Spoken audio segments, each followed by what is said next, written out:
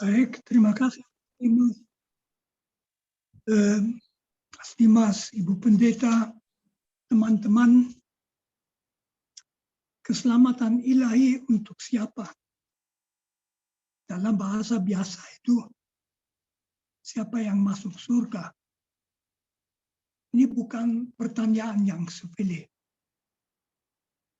Sekurang-kurangnya bagi agama-agama keturunan rohani Abraham, Yahudi, Kristiani, dan Islam adalah jelas kalau seseorang mati, dia tidak habis. Tidak seperti kucing kita yang kalau mati ya sudah habis kucingnya. Dia juga tidak akan menyatu dengan dat asali atau sebagainya. Tetapi dia sebagai individu tertentu dengan nama tertentu akan itu kepercayaan tiga agama ini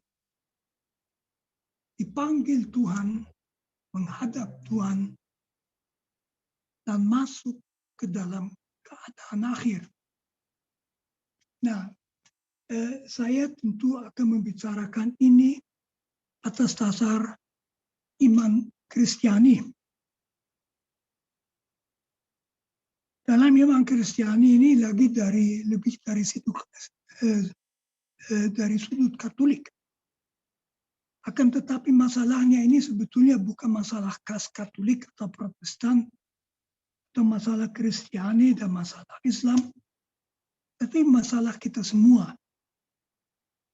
Jadi meskipun dalam argumentasi saya akan mendasarkan diri terutama pada hal-hal yang dibicarakan dalam gereja Katolik, menurut saya itu untuk teman-teman Kristiani Protestan sama saja relevan, dan saudara-saudari Muslim yang tentu mendasarkan diri pada Al-Quran dan pada hadits. Sebetulnya masalahnya adalah sama. Saya kira bagi mereka mesti juga menarik bagaimana umat Kristiani berhadapan dengan pertanyaan siapa yang masuk surga? Apa yang terjadi di dalam kematian kita? Nah, saya mau mulai dengan cerita, yaitu Franciscus Xaverius. Franciscus Xaverius itu misionaris Katolik besar. Salah satu dari teman pertama Santo Ignatius dari Loyola yang mendirikan Ordo Yesuit. Tahun 1541, ia oleh Ignatius diutus ke India atas permintaan Raja Portugal untuk membantu umat Kristiani muda yang ada di India. Franciscus itu lalu berlayar ke Goa, India Barat. Di situ selama beberapa bulan ia amat aktif membaptis ribuan orang. Kemudian dari sana ia berlayar ke Malaka, sekarang di Malaysia, pusat Portugis di Kepulauan Indonesia. Dari Malaka kemudian ke Maluku. Akhirnya dari Maluku ia memutuskan untuk berlayar ke Jepang. Yang juga menarik baginya karena di Jepang nggak ada orang Portugis sama sekali. Dalam salah satu dari suratnya, Franciscus menulis bahwa ia berkomunikasi dengan kapten perahunya itu seorang Cina. Dan komunikasi mereka sangat baik, tapi setiap kali Franciscus menyinggung baptis, apa dia tidak mau dibaptis, dia nggak mau.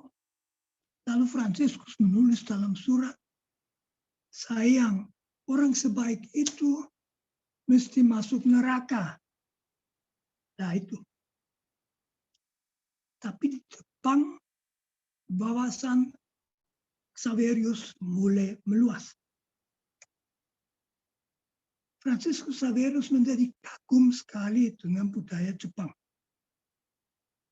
Dia juga menjadi yakin di situ bahwa kunci pada kebudayaan Jepang, pada katakan saja spiritualitas timur, mesti dicari di Tiongkok. Maka pada tahun 1552, dia berangkat ke Tiongkok dan meninggal di Pulau Sanxian, hanya beberapa kilometer dari pantai Tiongkok. Nah, sekarang yang menarik. Salah satu surat, dan harus diingat, surat waktu itu dari Jepang ke Eropa butuh 1,5 tahun atau lebih. Surat itu dia menceritakan bahwa seorang biku dengannya dia bersahabat, bertanya, bagaimana Tuhanmu bisa baik kalau membiarkan begitu banyak orang Jepang masuk neraka hanya karena mereka tak pernah mendengar apapun tentang Yesus. Dan Fransiskus mempermaklumkan siapa yang percaya pada Yesus dan dibaptis, dia bisa masuk surga. Lebih tanya ini alamu bisa baik gimana? Orang Jepang nggak tahu apa-apa tentang Yesus masuk neraka. Nah, Fransiskus dalam suratnya menulis bahwa ia menjadi bingung. Bingung gimana menjawab itu. Tetapi ia mengaku bahwa akhirnya ia menemukan suatu jawaban yang juga membuat biku itu menjadi gembira. Yaitu bahwa sebelum segala hukum tertulis, hukum Tuhan sudah ditulis dalam hati setiap orang. Sehingga meskipun seseorang tidak tahu sesuatu tentang Yesus, namun kalau ia mengikuti suara hatinya, ia menaati hukum Tuhan dan bisa selamat. Laporan Fransiskus Xaverius itu salah satu kesaksian pertama bahwa pandangan tradisional dalam gereja Katolik bahwa orang yang tidak dibaptis tidak bisa masuk surga mulai berubah. Jadi perubahan itu mulai 500 tahun yang lalu.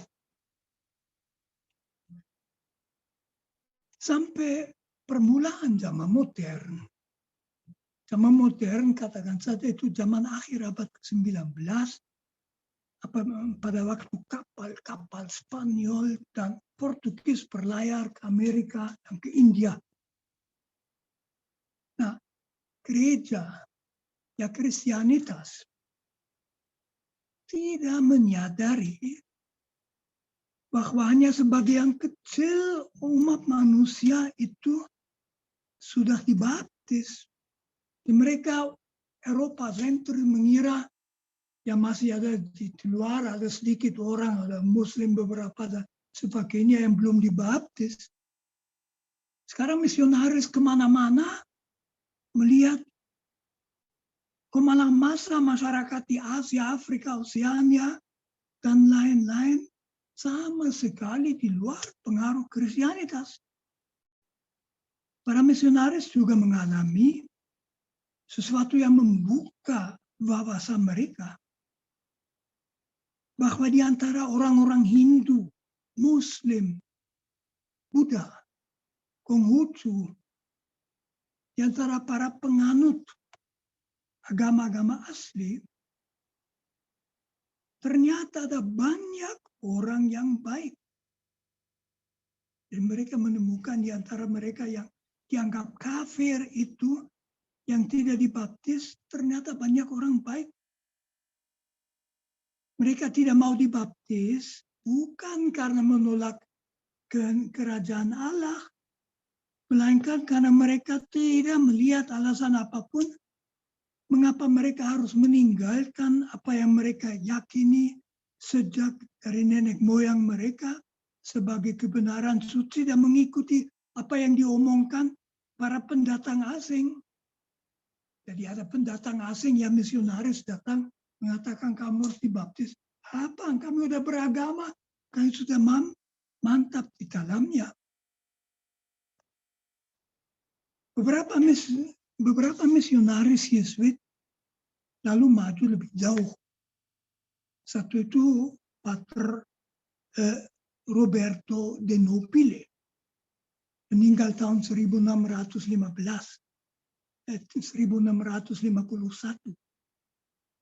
Dia misionaris di India Selatan. Dia mulai mendalami agama Hindu, menyadari kedalaman agama itu. Lalu Matteo Ricci yang meninggal tahun 1610, salah satu Yesuit pertama yang berhasil masuk Tiongkok. Dia di Tiongkok mulai mempelajari tulisan-tulisan Konghucu dan amat mengaguminya. Cukup menarik. Matteo Ricci kemudian menjadi di Tiongkok amat termasyhur. Dan hanya beberapa tahun yang lalu di Beijing, di Cina komunis itu diadakan acara besar 500 tahun 500 tahun kematian dia. Dia menemukan bahwa ajaran Konghucu yang pada waktu ia masuk ke Cina itu menyeleweng dari Konghucu yang sebenarnya. Dan dia sangat kagumi Konghucu. Yesuit di Tiongkok di abad ke-16 ke-17 sampai membandingkan Konghucu dengan Platon Yunani yang dalam Kristianitas purba dianggap nabi di luar jalur Abraham. Para misionaris mulai menyadari bahwa tak mungkin Tuhan yang hakikatnya adalah kasih mengirim orang-orang baik itu ke neraka hanya kalau mereka tidak dibaptis. Untuk mengatasi masalah teologis, bagaimana orang yang tidak dibaptis dapat lepas dari dosa asal? Dalam gereja Katolik dikembangkan suatu ajaran amat kuno. Ajaran tentang baptis rindu. Sejak abad-abad pertama gereja yakin kalau orang yang mau dibaptis namun mati sebelum jadi dibaptis, ia tetap akan masuk surga. Itu yang disebut baptis rindu. Karena dia rindu baptis, meskipun belum dibaptis, dia dianggap baptis oleh Tuhan, dia masuk surga. Nah, baptis fisik dengan dicurai air baptis diganti oleh kerinduan untuk dibaptis. Berhadapan dengan sekarang kita tahu miliaran orang yang sama sekali di luar gereja. Gereja Katolik berargumentasi begini, mulai 400 tahun yang lalu. Beda dengan baptis rindu tradisional, tentu masa orang di luar gereja memang tidak merindukan dibaptis. Tetapi apabila mereka memang mau taat pada Tuhan, jadi apabila mereka orang baik, maka andai kata tahu bahwa Tuhan menghendaki agar mereka dibaptis, mereka pasti akan merindukan dibaptis. Itu yang kemudian disebut baptis rindu tidak langsung. Jadi semacam konstruksi teologis yang mengatakan orang itu tidak mau dibaptis karena tidak sadar bahwa baptis ada kaitan dengan Tuhan. Tapi kalau mereka betul-betul mau taat pada Tuhan, tentu andai kata tahu bahwa diminta dibaptis tentu akan merindukan baptis. Dengan konstruksi teologis itu yang meski sedikit rumit, tetapi sebenarnya logis, Gereja Katolik sejak ratusan tahun tidak lagi mengkhawatirkan bahwa orang-orang yang mati tak dibaptis tidak dapat masuk surga. Sesuatu kemajuan teologis luar biasa. Karena juga memungkinkan suatu sikap rileks berhadapan masyarakat tidak akan mau dibaptis. Jadi andai kata Franciscus Xavierus si kapal itu sudah punya ide itu, dia tidak akan begitu merasa buat kasihan kapten baik ini nggak mau dibaptis masuk neraka. Ya, dia akan tahu dia tidak akan masuk neraka. Dobrakan teologis yang membuat gereja Katolik tidak lagi perlu memakai konstruksi baptis rindu tidak langsung yang cukup rumit itu, tercapai dalam Konsili Vatikan kedua. Konsili itu tahun 1962 sampai 65. Pertemuan semua uskup gereja di bawah Paus. Konsili Vatikan kedua ada sekitar hampir 3.000 uskup sama Paus berkumpul di Vatikan, menerbitkan 16 teks namanya konstitusi, dekret, deklarasi. Nah, dalam konstitusi terpenting yaitu Lumen Gentium tentang gereja, di nomor 16 secara resmi dinyatakan bahwa Allah menawarkan keselamatan kepada semua orang tanpa kecuali. Dalam teks luar biasa itu gereja Katolik menyatakan bahwa keselamatan ilahi ditawarkan juga kepada mereka yang tidak dibaptis, bahkan kepada mereka yang tanpa kesalahan mereka sendiri tidak percaya adanya Allah, asal mereka berusaha hidup sesuai dengan suara hati mereka. Kita dapat menarik kesimpulan bahwa dalam hati nurani, dasarnya suara hati, manusia menangkap panggilan Tuhan, bahkan kalau ia tidak sadar bahwa itu panggilan Tuhan. Lalu konsili menerbitkan deklarasi Nostra Aetate. Nostra Aetate itu menganjurkan orang Katolik untuk menghormati dan menghargai agama-agama lain. Nah, di situ ada kalimat yang saya anggap cukup luar biasa, yaitu Gereja Katolik tidak menolak apapun dalam agama-agama itu yang benar dan suci. Belum pernah dikatakan gereja, mengapa luar biasa? Karena kata benar dan suci. Jadi gereja mengakui di agama lain juga ada yang benar, ada yang suci. Suci itu berarti apa? Suci berarti itu berkaitan dengan yang ilahi, termasuk yang ilahi. Di gereja Katolik tidak mengatakan orang beragama lain bisa masuk surga meskipun beragama lain. Tetapi gereja mengatakan dalam agamanya sendiri dia juga akan menemukan bantuan-bantuan untuk masuk surga. Jadi agama-agama lain diakui nilai positifnya. Di Lumen Gentium nomor 16 juga dikatakan bahwa ada yang baik dan benar di dalam kepercayaan mereka yang tidak dibaptis. Mengapa dapat begitu? Itu dijelaskan oleh Paus Yohanes Paulus II dalam ensiklik Redemptoris Missio yang sangat penting tahun 1991. Di situ Paus Yohanes Paulus II menulis bahwa apapun yang baik dan benar dimanapun di dunia dikerjakan oleh Roh Allah. Jadi bahwa Roh Allah juga ada di luar gereja yang kelihatan. Di mana ada kebaikan, ada Roh Allah. Dan karena di luar gereja ada kebaikan, di luar gereja pun ada Roh Allah. Saya kutip itu dalam bahasa Inggris. It is my conviction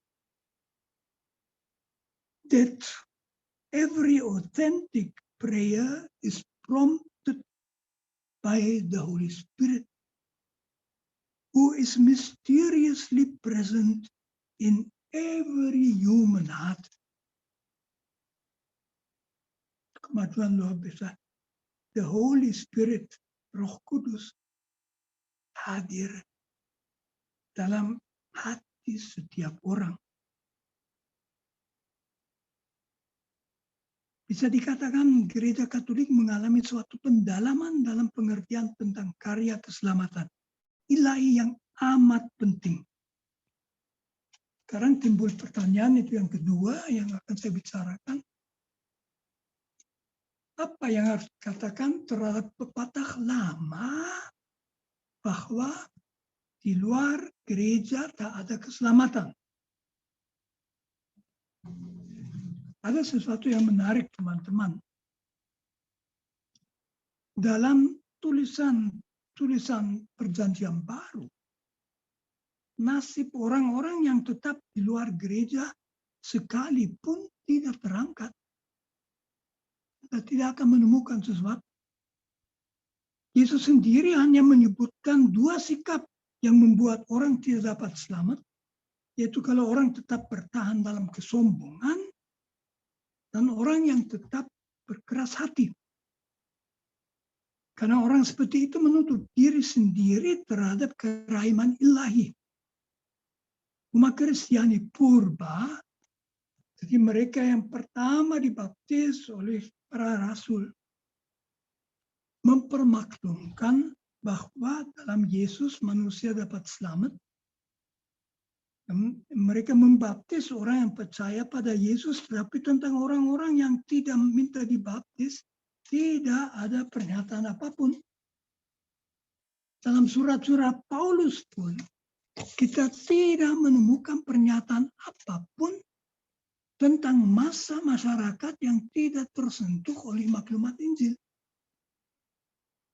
Nah, semboyan extra ecclesiam nulla salus. Di luar gereja tidak ada keselamatan. Yang kemudian lebih dari 1000 tahun dipegang oleh gereja Katolik.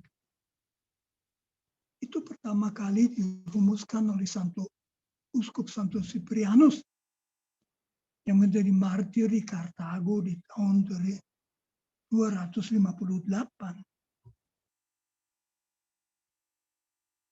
Dia hanya mau mengatakan kalau tidak dalam gereja, ya bagaimana dibantu untuk bisa selamat. Arti keras eksklusif diperoleh semboyan extra ecclesiam nulla salus sesudah Augustinus merumuskan ajaran tentang dosa asal. Ajaran dosa asal itu dipercaya oleh seluruh gereja barat. Tidak begitu di gereja ortodoks, teman-teman. Tapi gereja barat termasuk gereja-gereja Protestan kemudian meyakin tentang dosa asal. Itu baru dirumuskan betul oleh Augustinus. Augustinus mengatakan dosa Adam otomatis diwariskan kepada semua keturunan Adam, jadi semua orang. Begitu orang masuk ke dalam eksistensi dalam rahim ibunya, dia sudah mengandung dosa asal itu.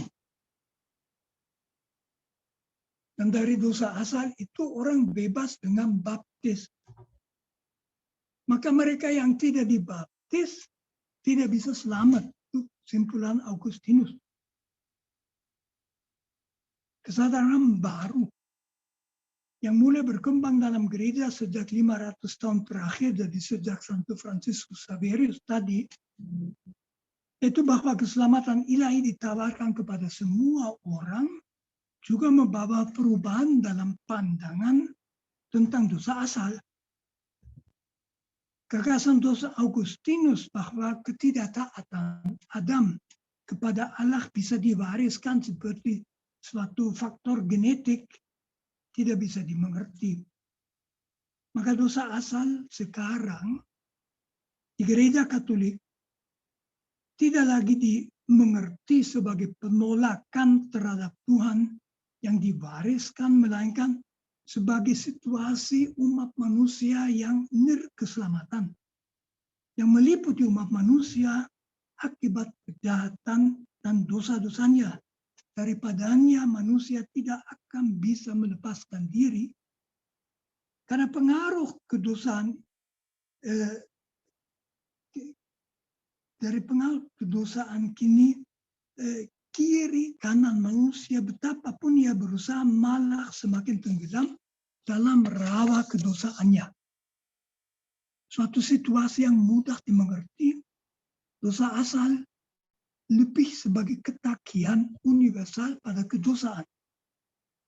Nah, misalnya Joseph Ratzinger yang tahun 2005 menjadi Paus Benedikt ke-16 sudah mengatakan dulu, dosa asal jangan difahami sebagai sesuatu pewarisan biologis, melainkan sebagai keterikatan setiap orang yang lahir dalam masa lampau daripadanya ia tidak dapat lari.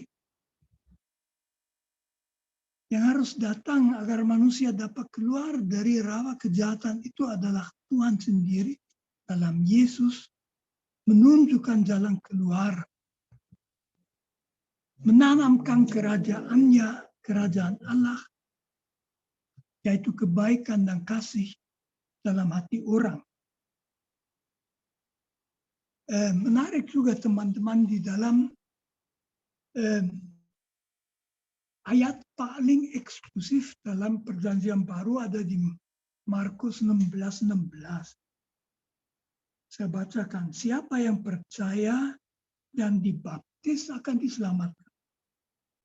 Tetapi siapa yang tidak percaya akan dihukum. Situ pun tidak dikatakan siapa yang tidak percaya dan tidak dibaptis akan dihukum, melainkan hanya siapa yang tidak percaya. Tentu kalau orang tidak percaya, dia tidak bisa selamat. Nah, ada dua masalah yang lantas berkaitan dengan ini. Dalam yang sebetulnya mengherankan. Karena dalam Perjanjian Baru cukup jelas dikatakan bahwa keselamatan ditawarkan kepada semua orang. Saya kira kita tahu kalimat dari 1 Timotius 2:4, Allah Juru Selamat kita menghendaki supaya semua orang diselamatkan dan memperoleh pengetahuan akan kebenaran. Itu sangat jelas. Kita ambil pengadilan terakhir, teman-teman. Matius 25, di mana Yesus mengatakan apa yang terjadi pada akhir zaman. Di situ mereka yang ditolak masuk kerajaan Allah itu bukan orang yang tidak mau dibaptis. Juga bukan orang yang tidak mengikuti murid-murid Yesus. Tetapi orang yang tidak mau memberi makan pada yang lapar, minum pada yang haus, pakaian pada yang telanjang, tidak mengunjungi orang di penjara, dan membantu orang yang sakit. Itulah kriteria. Karena itu sangat mengherankan mengapa ia sejak Augustinus dalam gereja barat terutama ada pandangan begitu keras bahwa orang yang tidak dibaptis masuk neraka. Nah, saya mau membahas dua hal. Yang satu ajaran tentang predestinasi. Sejak Santo Agustinus mengajar bahwa orang yang tidak dibaptis masuk neraka, dalam Kristianitas Barat, bukan dalam Kristianitas Ortodoks, mulai beredar ajaran tentang predestinasi. Predestinasi bahasa Indonesia penentuan pendahuluan. Allah pencipta sudah sejak semula menetapkan siapa yang masuk surga dan siapa masuk neraka. Gereja Katolik memang mengakui tentu saja bahwa orang tidak dapat masuk surga atas dasar jasa-jasanya sendiri, melainkan hanya karena rahmat Allah. Jadi bahwa kita diizinkan masuk surga adalah karena rahmat Allah. Tetapi gagasan bahwa Allah sejak semula tanpa memperhatikan sikap-sikap orang itu sendiri sudah menetapkan bahwa orang akhirnya akan masuk neraka untuk disiksa untuk selama-lamanya, selalu ditolak dalam gereja Katolik. Predestinasi orang untuk disiksa selama-lamanya dalam pandangan saya merupakan suatu kesesatan yang amat serius akibat pemikiran teologis yang miring, di mana manusia lebih percaya pada apa yang dia anggap logis daripada dengan rendah hati yang gembira memperhatikan bahwa Yesus membawa kabar keselamatan bagi semua orang. Di dalam perjanjian baru jelas ditulis Allah adalah kasih. Bahwa Yesus datang menyelamatkan para pendosa. Bukan yang baik, para pendosa, bajingan-bajingan itulah yang dicari Yesus. Kalau Allah adalah kasih, masa Allah dapat menciptakan orang untuk hanya disiksa? Manusia saja tidak sejahat itu. Tentu kita harus memperhatikan kalau orang pakai kata predestinasi, kita harus tanya dulu apa yang dia maksud.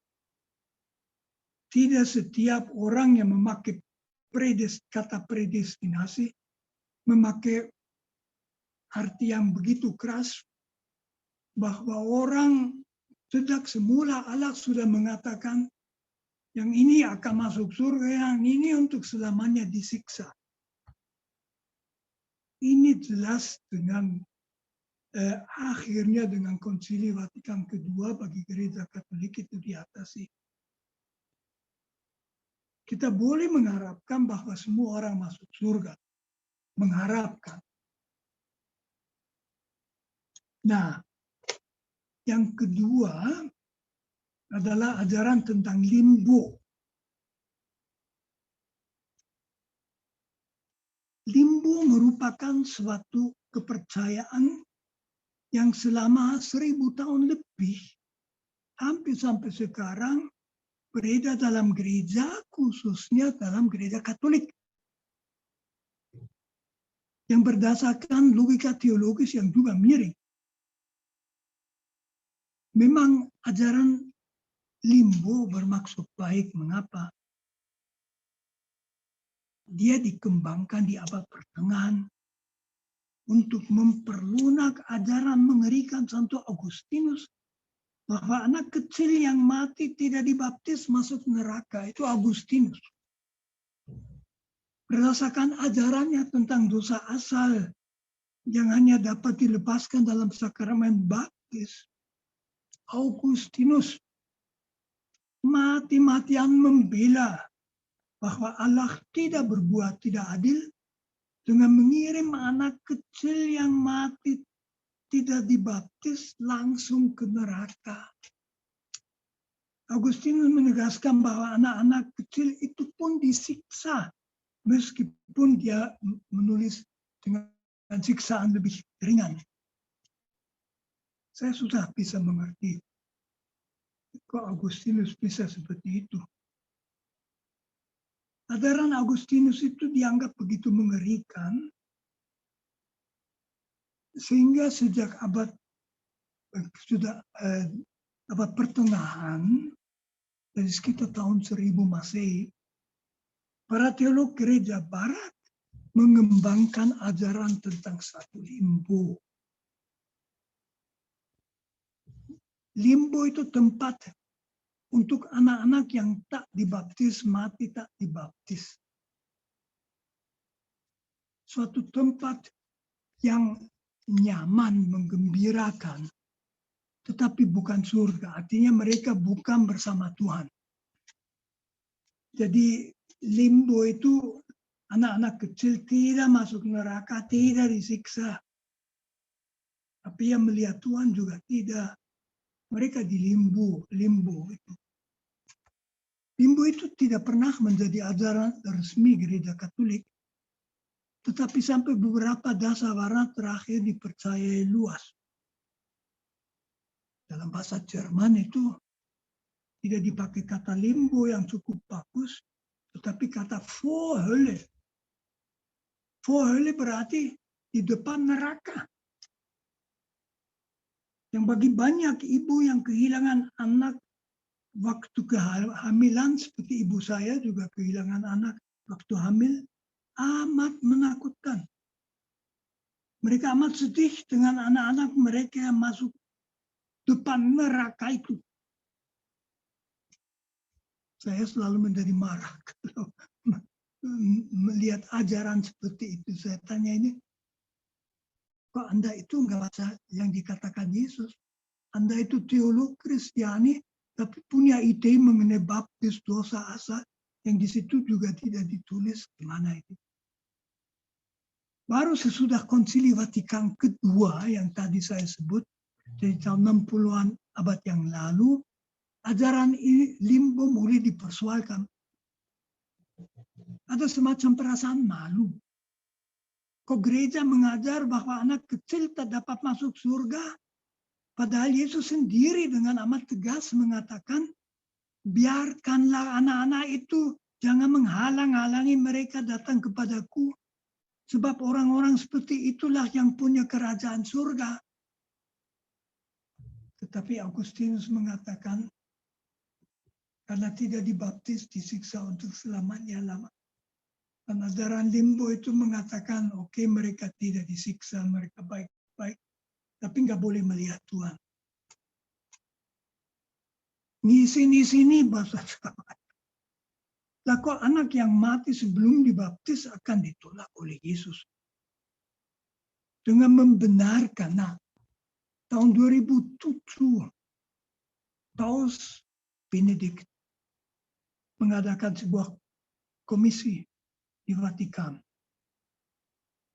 Dan komisi teologis itu lalu memberi hasil kepada Paus Benedikt, dan Paus Benedikt sendiri pada tahun 2007 menjelaskan bahwa limbo anak-anak kecil tidak termasuk ajaran gereja, dan Uskup Agung Dijon di Prancis, Monseigneur Roland Menera, kemudian bagi komisi itu menjelaskan lebih lanjut, para teolog Vatikan sampai pada pendapat bahwa anak kecil yang tidak dibaptis dan mati langsung masuk surga. Jadi limbo itu sekarang bisa dilupakan. Limbo sudah kemajuan terhadap Agustinus. Teman-teman masih sedikit refleksi teologis. Perkembangan ini menarik, secara teologis tidak gampang. ternyata patokan di luar gereja tak ada keselamatan, extra ecclesiam nulla salus, mengalami perkembangan. Semula dirumuskan sebagai pandangan eksklusif, bahwa orang di luar gereja Katolik tak dapat masuk surga. Paling keras dalam konsili Firenze tahun 1458. Di situ konsili dengan resmi menyatakan bahwa semua orang di luar gereja Katolik, saya ulangi, gereja Katolik itu masuk neraka. Geleng kepala. Sekarang gereja Katolik, dan bukan hanya gereja Katolik, membawa warta gembira bahwa keselamatan ditawarkan kepada semua manusia. Kita melihat bahwa dalam perjanjian baru diungkapkan dengan jelas bahwa Yesus datang untuk membuka kembali keselamatan ilahi kepada segenap orang.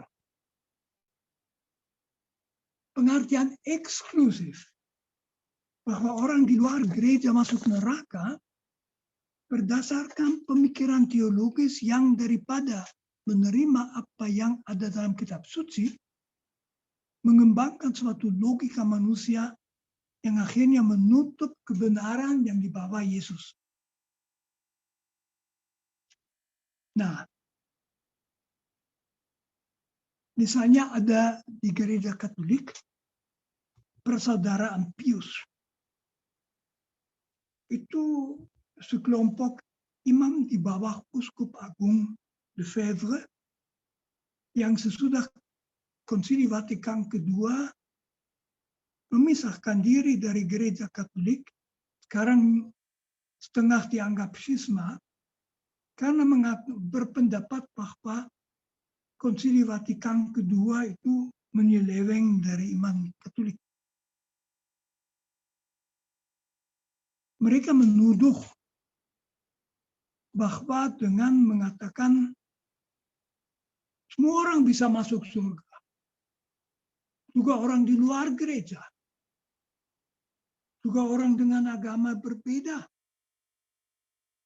bahkan orang yang tidak percaya pada Tuhan,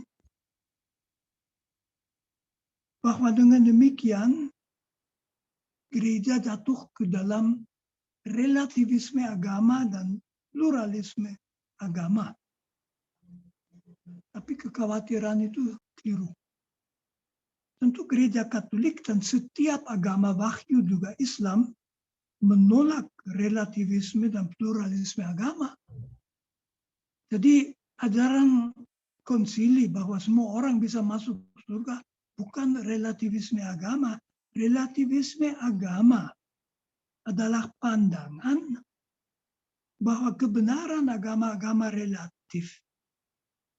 Jadi kebenaran itu relatif berarti tergantung dari apa yang dipercayai atau tidak. Bagi yang mempercayainya ya benar, bagi yang lain tidak benar. Tak ada kebenaran objektif. Islam benar bagi orang Muslim, Kristianitas bagi orang Kristiani. Itu relativisme agama. Pluralisme agama mengatakan bahwa kebenaran ilahi terungkap dalam banyak bentuk oleh agama-agama. Jadi tidak ada agama yang bisa mengatakan kamilah kebenaran ilahi, tapi semua percikan-percikan kepercayaan-kepercayaan. Jangan ada yang mengklaim bahwa kebenarannya adalah sang kebenaran. Saya ingat pernah saya ikut suatu seminar internasional di Bali, interreligious dialogue. Dan di situ seorang teolog dari Washington mengatakan yang paling merusak hubungan antara agama adalah truth claim. Masing-masing mengklaim dia punya kebenaran. Kalau mau damai antara agama, truth claim itu harus dilepaskan. Saya lalu ngacung, angkat tangan. Kemudian didukung oleh Tin Samsudin yang juga ikut. Saya mengatakan, kok Anda mau membuat damai antara agama dengan melarang agama percaya apa yang menjadi keyakinan? Kristianitas percaya bahwa kita selamat karena Yesus. Islam percaya bahwa kebenaran akhir diwariskan Allah dalam Al-Quran kepada Nabi Muhammad. Apa kami hanya bisa damai kalau Islam melepaskan itu dan Kristiani melepaskan itu? Memalukan itu, saya bilang. Kristianitas dan Gereja Katolik tentu menolak relativisme dan pluralisme agama. Kristianitas yakin bahwa Allah menyelamatkan manusia, semua manusia dalam Yesus Kristus. Dan bahwa itu bukan pikiran seseorang, melainkan diwahyukan oleh Allah sendiri. Wahyu ilahi harus ditaati. Jadi iman Kristiani adalah ketaatan iman. Apa yang diwahyukan oleh Allah harus diterima, titik.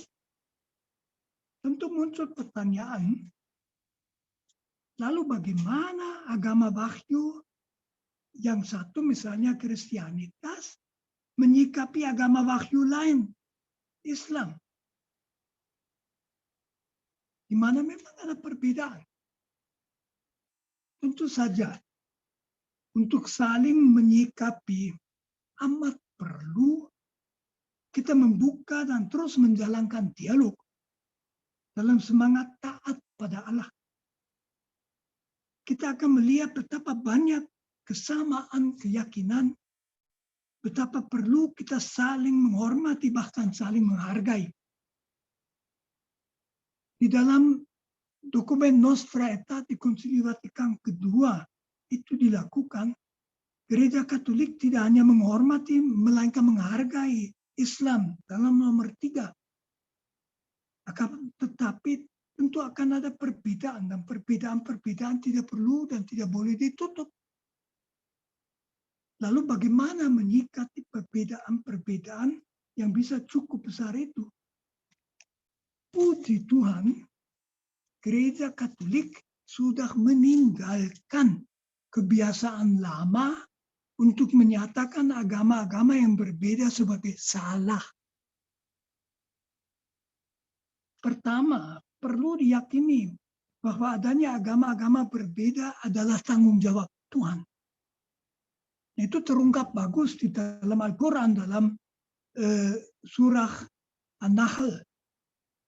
Dan jika Allah menghendaki, niscaya Dia menjadikan kamu satu umat. Jadi bukan urusan kita itu. Bukan urusan kita untuk mempertanyakan adanya keyakinan-keyakinan berbeda.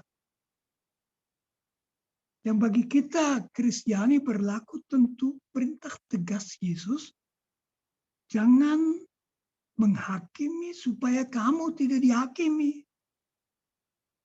Jadi kita harus sadar bahwa bukan hak kita untuk menentukan siapa yang benar dan siapa yang salah di hadapan Tuhan. Kalau bagi kita ada agama lain yang memang berbeda, bukan urusan kita mengatakan jadi kamu salah atau sebagainya. Yang memberi penilaian itu akhirnya Tuhan. Kita serahkan tentu saja jawaban akhir kepada yang tahu betul Allah. Nah, masih ada satu pertanyaan akhir yang penting. Kalau kepada semua orang, bahkan mereka yang tanpa kesalahan sendiri, tidak percaya adanya Tuhan, ditawarkan keselamatan, apakah itu berarti bahwa kita melepaskan keyakinan dasar Kristiani bahwa, saya kutip, manusia dibenarkan hanya karena iman. Itu dalam surat Paulus kepada umat di Roma bab 3 ayat 28 yang termasyhur. Bagi Martin Luther penting, bagi gereja Katolik sama pentingnya. Justru tidak. Mengapa? Iman yang membenarkan itu bukan asal menganggap benar suatu pendapat. Di situ dalam surat Yakobus dikatakan, setan pun mempercayai itu. Setan pun percaya ada Allah kok. Melainkan penyerahan. Iman itu penyerahan diri total kepada Tuhan. Bisa saja orang dapat mau menyerahkan diri kepada Tuhan, tapi tidak sadar bahwa Yesuslah sang jalan, kebenaran, dan kehidupan.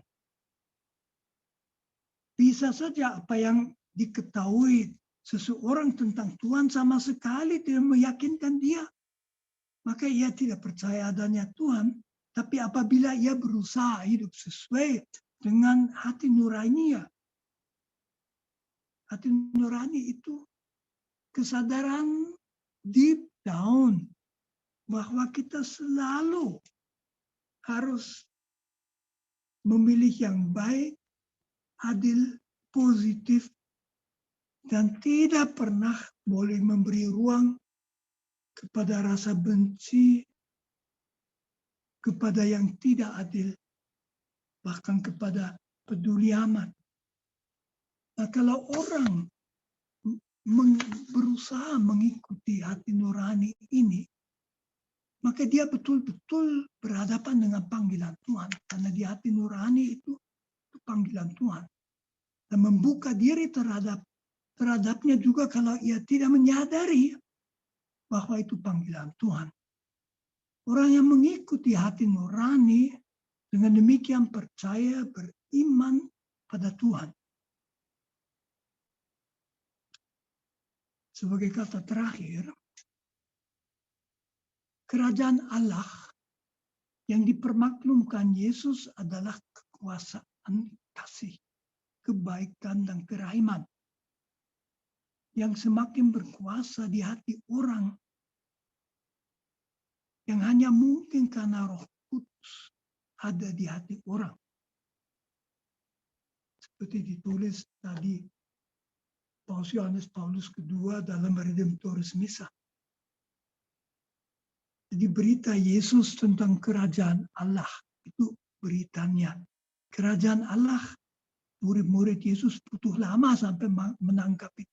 Bukan kerajaan dalam arti politik apapun. Itu berarti dalam hati orang kebaikan, rasa keadilan, kerahiman mulai meraja. Dan itu berarti kerajaan Allah sudah sampai di hati orang itu. Karena kebaikan itu hanya mungkin karena roh Allah sudah ada pada dia. Maka dalam hati setiap orang yang memberi ruang kepada kebaikan, kerajaan Allah sudah mulai terwujud. Semboyan di luar gereja tak ada keselamatan. Tidak lagi diartikan bahwa orang di luar gereja tidak ditawari keselamatan. Tentu sebaliknya juga tidak berarti bahwa asal berada dalam gereja sudah pasti masuk surga. Dalam gereja juga bisa ada bajingan. Melainkan dalam arti bahwa gerejalah adalah pewarta keselamatan yang dilaksanakan Allah dalam Yesus Kristus. Hanya dalam arti itu keselamatan ada dalam gereja. Itulah teman-teman, saya berpendapat ini suatu hal yang amat penting, tentu juga sangat menggembirakan bahwa justru kalau kita mengikuti Injil, mengikuti Paulus, dan akhirnya mengikut juga kesadaran gereja yang tentu tidak di luar roh Allah. kita boleh mengharapkan keselamatan itu ditawarkan pada semua orang. Mengharapkan semua bisa selamat. Terima kasih.